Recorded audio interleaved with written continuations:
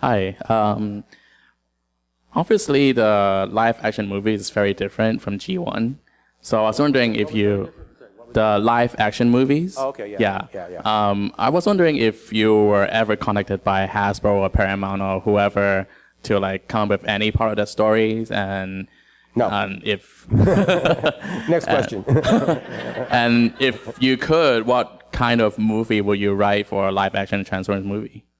All right, so you want me to sit here and give you a treatment for a whole movie? How much are you paying me?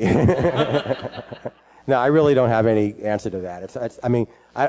To be honest, I know this is perhaps shocking to a lot of people in the audience.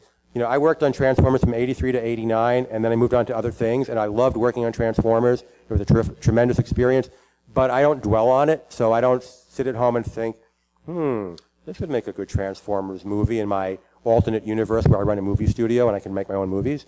You know, I don't think about those things. I think about other things. Next.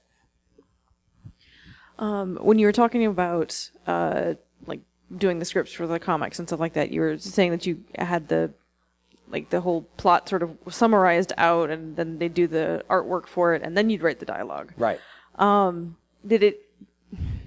I know that we've also got like other comic books that do like the dialogue along with the panels and stuff like that. Do you have a preference? I mean, like, does it? I love the Marvel way. I love Okay. it. I love it. I think most writers who've written the Marvel way much prefer it.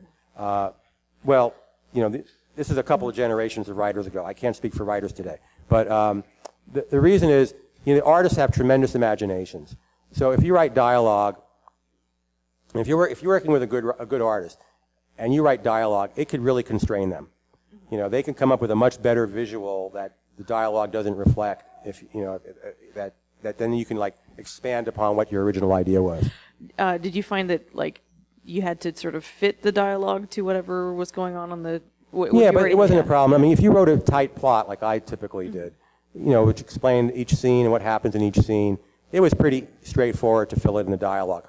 But what the artist had to do is just leave room. The artist knew, like, you always leave the upper left corner of the panel empty, and you know, like certain areas of the panel, you needed to leave a little bit of space for word balloons.